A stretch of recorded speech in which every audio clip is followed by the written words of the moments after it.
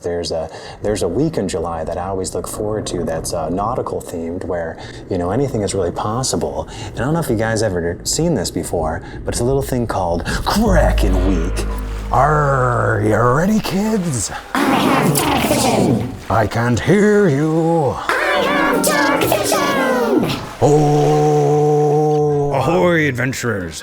Welcome to Vicarious Ventures, where we explore the depths of creativity in D&D campaigns.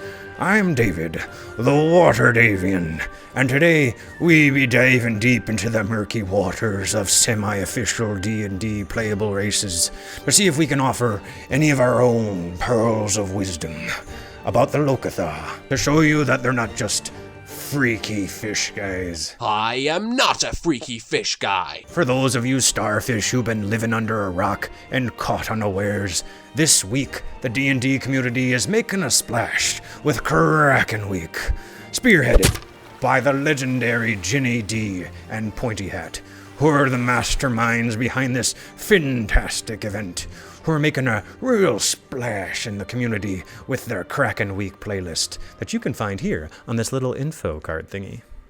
Don't worry, I won't do that voice for the whole video. But today we're going to be sharing a super fun playable race that we've been using in our campaign, our Waterdeep Dragon campaign, called the Locathah. Locathah? Locathah? Tomato, tomato, potato, potato, Locathah. I mean, it's not like anybody's gonna go out there correcting you on it, right?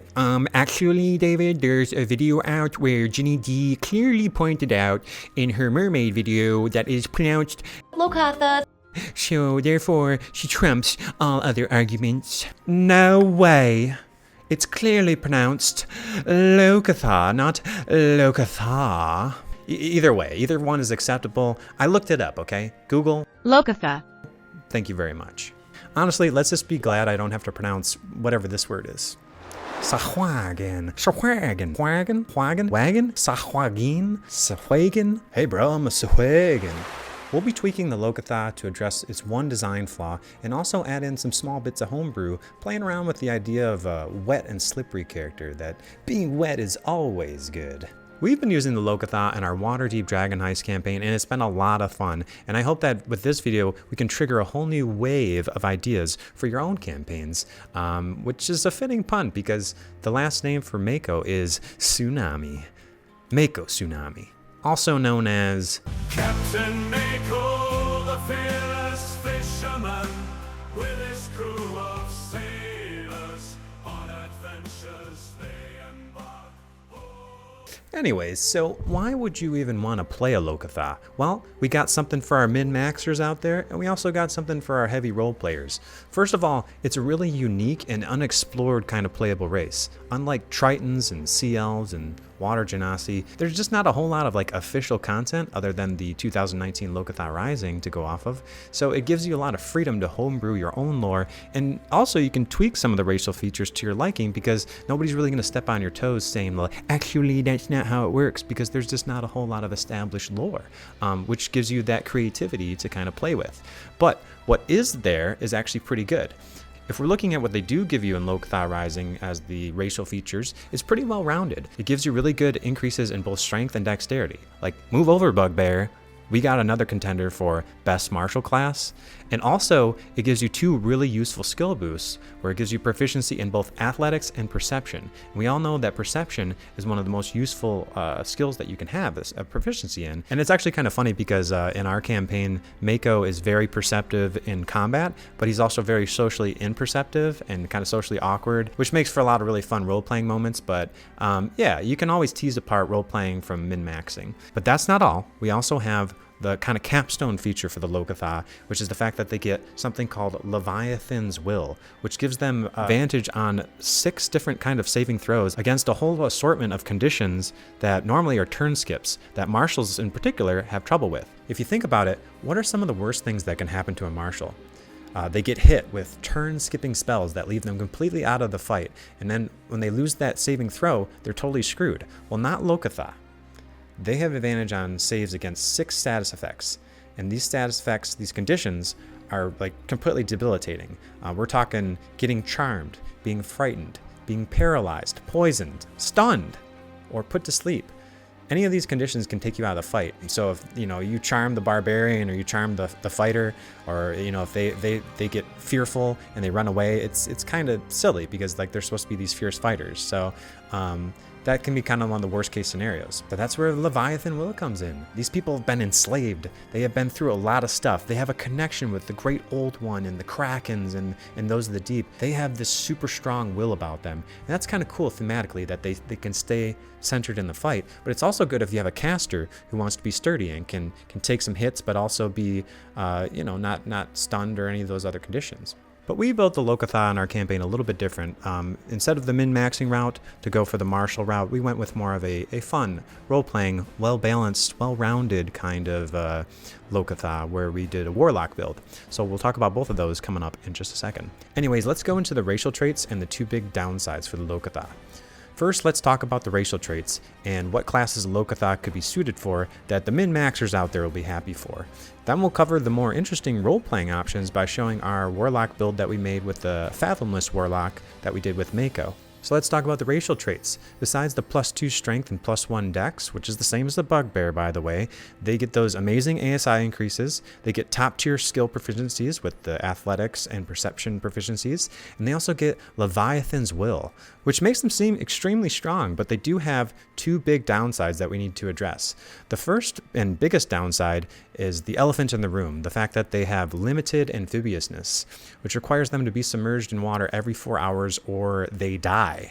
Just straight up die, which is a pretty big downside, I would say. But you'll have to ask your DM about this and to see if they can modify the 4-hour limited amphibiousness to make it every 8 hours, and then it'll work. Otherwise, you need to do the tedious methods to ensure that water is constantly available, like carrying a barrel of water around, or in the case of our Locathah Warlock, he elected to create water with the spell, Create Water, to try to make sure that he had constant moisture just in case I didn't provide it for him, which I did. Because I don't really want to track all that stuff, and I don't really want him to die just because he couldn't get a drink of water somewhere, or be submerged. But it is kind of funny. He does sleep in a bathtub, so it's just kind of interesting. It adds a lot of flavor to the campaign. But I mean, there are a lot of coastal adventures in Wizards of the Coast D&D campaigns, so your DM isn't really likely to throw you out into the desert. Given the fact that most of the places are cities that are along the Sword Coast, so they're next to water, so it's something. It's not like you're going to be completely desperate for water. So I decided to make it a little bit more exciting and kind of really lean into the fact that these guys need to stay wet. So even if it is a limitation that they need to stay wet, that's also something cool that comes up in combat. The fact that they have the soaked condition or the wet condition if you play Baldur's Gate 3, and they're slippery little guys. So let's talk about those extra features that I added in as a little bonus to their racial features. Now, obviously, the biggest limitation of the Locathah is that they always have to stay wet or stay soaked. So I kind of leaned harder into that and made some pros and cons that would make combat more interesting from them. And I added in a couple of homebrewed conditions. So the big homebrew feature that I want to talk about is the Sllippery When Wet condition, which basically adds both the slippery and soaked conditions to combat. Now, the slippery condition says that whenever you are grappling with a creature, that creature has to grapple you with disadvantage. And then certain monsters with auto grapples, such as mimics, actually have to make a grapple check when they try to grapple you because you're very slippery. You're able to slip out of the hold. And then the second part of the slippery condition is that when you're slippery, if you end your turn moving in a 10-foot straight line, you can drop prone into a slide for another 10 feet of movement. And then you remain prone until your next turn. So that gives you a little extra bit of movement, a little bit more tactical options, but it's also balanced since it takes 15 feet of movement to stand back up from prone. But it's also good if you're trying to, escape from like arrows and they're trying to shoot you while you're prone, you can kind of get out of that. Of course, if you're trying to run away from a bunch of arrows, this is good because when you're prone, the ranged attacks have disadvantage. And just in general, it gives you extra spicy options for when you're trying to do a tactical retreat and you don't necessarily have to take the dodge action. This is especially good for our Locathah Warlock Mako because he's a bit of a scaredy cat, or a scaredy catfish we call him, because he's always trying to run away from battle. This allows him to kind of slip out of battle and get at range, and he has the Eldritch Blast ability, which is good at range, and there's nothing that says that you fire with disadvantage when you're prone, so he can essentially slip out of combat, go into this kind of swan dive or a slide or whatever he wants to, slip out of combat and slip out of range, and then he can fire Eldritch Blast from the prone position like a sniper, which is pretty cool if you ask me. Because one of the downsides to playing in a campaign is that there might not always be the benefits from doing a water-based encounter. But if you add the slippery condition, even when they're in dry land, they can use these cool kind of combat maneuvers, besides just relying on something like, oh, I have a faster swim speed, but there's no water. Now you have the slippery condition, which kind of adds a little extra movement, that extra 10 feet of movement, but at a cost to being prone. And of course, it has to be done retreating or ending your turn. And you really wouldn't want to end your turn like in the prone position against people that are about to do melee attacks, so it's not like you're going to rush in there, do the extra 10 feet of movement to get your extra attack in, and then get beat by them for, at advantage attacks. Although it's up to you. If you want to do a high-risk, high-reward maneuver, you could, like, dive in, slide in there, get your attack in with that extra 10 feet of movement, and then just hope that you kill them and maybe take that risk. Maybe take the risk of them attacking you at advantage for the next round in the prone condition. I'll leave it up to you guys how you want to use the slippery condition, but personally I think it adds a lot of cool flavor to our combat. Now, anybody who's played Baldur's Gate 3 knows about the wet condition that they have there. In our campaign, we call it the soaked condition. Now, the soaked condition adds a little extra flavor to combat because it gives you extra vulnerability to both cold and lightning damage, but it also gives you resistance versus fire damage. So it's a bit of a balance there. Now, it works both ways with the vulnerability, where if you soak the enemy, they also get these vulnerabilities to cold and lightning damage, but simply doubling damage is a little bit overkill. So rather than making them vulnerable, a simple solution that DMs can do is just add one extra damage die to whatever the attack was to add on the extra vulnerable damage. I actually use more complicated rules where there's a chance for them to freeze or stun, and you guys can find that in my homebrew combat rules whenever I publish them later. But yeah, there's always a chance that if you hit somebody with a certain amount of cold damage, then they might be frozen in place, and if you hit them with a certain amount of like electricity, they might be kind of stunned until the beginning of their next round, as they have the shocked condition. I also thought it was interesting to add a little bit of special starting equipment for Mako. I had him start out with 2 extra nets, a fishing tackle, a rowboat, because that's kind of his thing, is like he's a captain, so he needs his boat, right? Even though it's like a little dingy kind of rowboat. Now, if you do choose to make your Locathah a fisherman, which are a fisherman, I should say, you probably need to have some kind of background in fishing, right? So I've also added in these background features, or you could call them racial features, either way. But what it's called is the Legendary Fisherman. The Legendary Fisherman allows you to have proficiency in using nets. My player specifically, Krak'd, he wanted to use his fishing spear in combat. He wanted to have the net that he would use to catch fish, to catch the bad guys in fights. So nets and spears are a very big part of his play. So luckily the Warlock allows you to be proficient in a spear, which is a simple weapon, but also you can give him a net. But the problem is, without a good strength build, it's hard to use nets. But luckily, Locathah have pretty good strength. But still, I gave him a proficiency in using nets. And whenever he does like a sleight of hand check with anything involving tying a rope or tying up the bad guys or doing some kind of crazy MacGyver maneuver in the middle of combat, he gets to use an extra +2 on his sleight of hand if it involves a rope somehow. Because he's supposed to be kind of like a shipwright, a guy that works with nets and ropes and anything that has to do with a ship.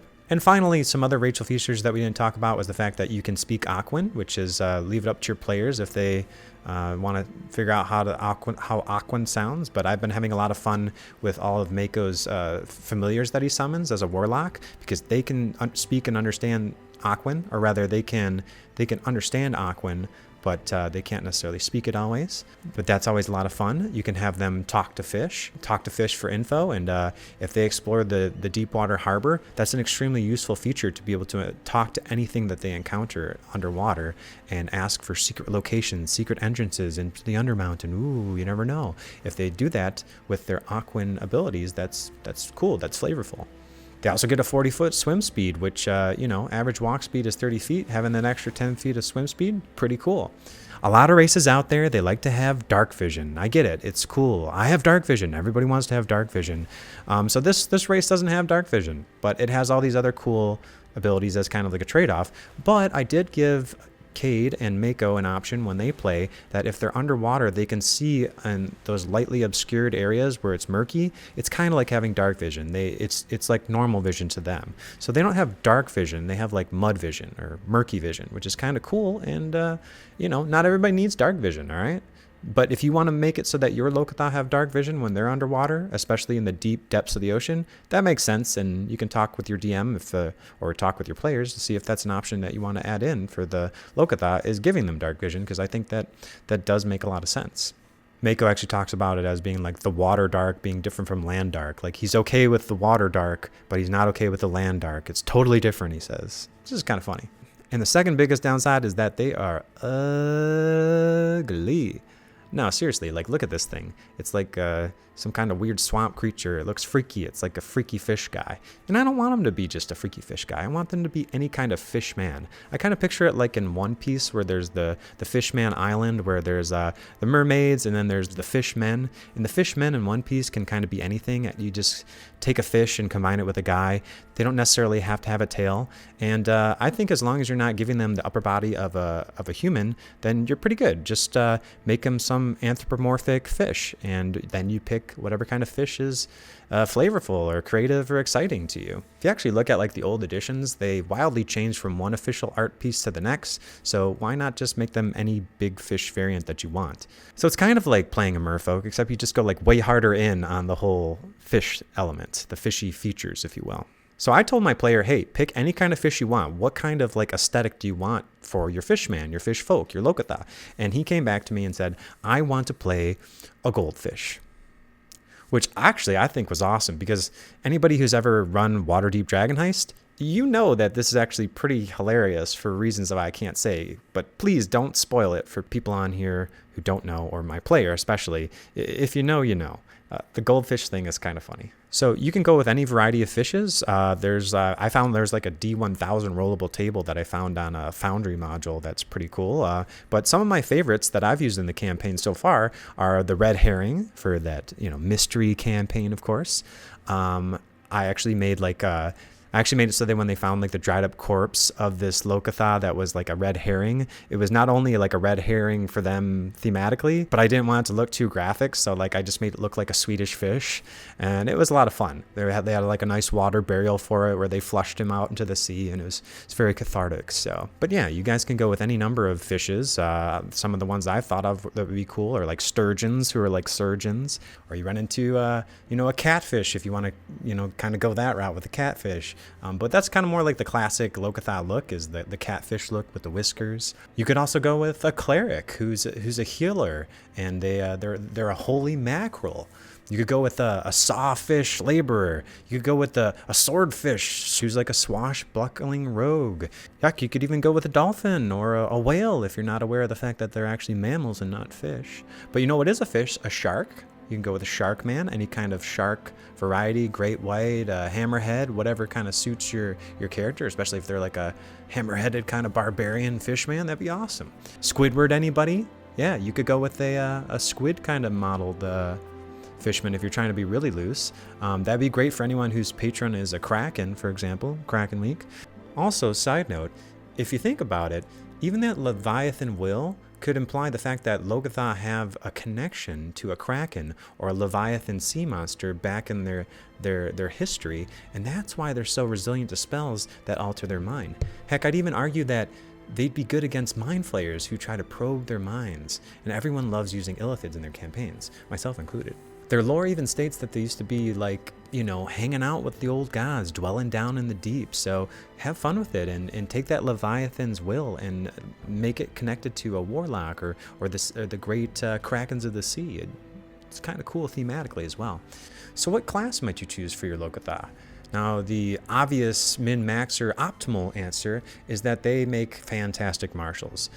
You can choose a barbarian, but also a fighter I think would probably be the best selection, because the barbarians, it's kind of redundant, and since Locathah get natural armor anyways, it's kind of redundant for you to have the unarmored defense, so you don't really benefit from that. But a fighter, yeah, these guys are the perfect, probably the most optimal pick if you're going to be a fighter. And if you're picking it for water-based campaign, they get a 40-foot swim speed. So, they're really going to be doing well with athletics. They're going to be swimming through the water faster. They're going to have great movement options, and they're going to hit hard and have decent dexterity as well. You might also try them for like a dex-based character, but I think honestly the Marshal's probably the best option if you're going for the optimal kind of play. And if you're looking more for flavor, I would go with more of like a Warlock of the Fathomless, like we did, for the kind of that role-playing elements and the more well-rounded approach where they're not really like maxed out in certain stats. So let's talk about my player Kate, who chose the Warlock instead. So you can go Fathomless, you can go the route of the Great Old One. But we really went in hard on the whole Yugioh aesthetic. So Krak'd wanted to be this awesome fisherman, so we went in hard on that for the Locathah. But the Warlock brings the cool kind of water-themed spell casting, the connection to the old one, but also the fact that he really wants to do illusions and summons. So summon familiars, kind of like in the Yu-Gi-Oh card game. And the way that we did that thematically is that Mako was a diver. He was a deep diver, and he would go down into these high-pressure water environments, and that's where he found this legendary piece of driftwood, this millennial puzzle, if you will, where he looked into this puzzle and it spoke to him, and the pharaoh of the sea talked to him and said, Mako, Mako, I will help you, I will free your people. So it's just kind of this cool thematic thing that we did, and we're still working on it. I don't want to spoil anything from our campaign, but it's been a lot of fun role-playing the fact that he has more of a connection with his warlock patron. So it's kind of cool that there's like this magic item that lets him talk to this patron. It's a necklace, kind of like in the Yu-Gi-Oh anime, and it's made out of driftwood that like the sea itself has crafted. So overall, it's really good for thematic flavors. But yeah, my player, he wasn't trying to min-max. He just wanted a sturdy warlock who can be strong enough to capture people in nets after distracting them with like a bunch of illusions and summons. And yeah, I'd love to keep talking about all the cool kind of homebrew stuff that we're doing for our campaign, but if you guys want to check it out, there's episodes of our Waterdeep Dragon campaign, which will feature a more heavy emphasis on the water elements that you can check out. We got a few episodes already out, episodes 1 through 4, and releasing every week. So right now we're currently on session 24, going on 25. And I anticipate that we're going to have some cool things that happen with our freaky fish guy, who's actually not so freaky. Now, if you guys want to see more about how we built the Fathomless Warlock and our spell selection and how that goes with Warlock specifically, they're mostly just water-based spells that I pulled from the official sources, as well as some of these different modules these different adventures that I downloaded. And I'll probably cover that in a future video where I go over all the different adventures with their cool custom homebrew spells, which really adds a lot of flavor to our campaign.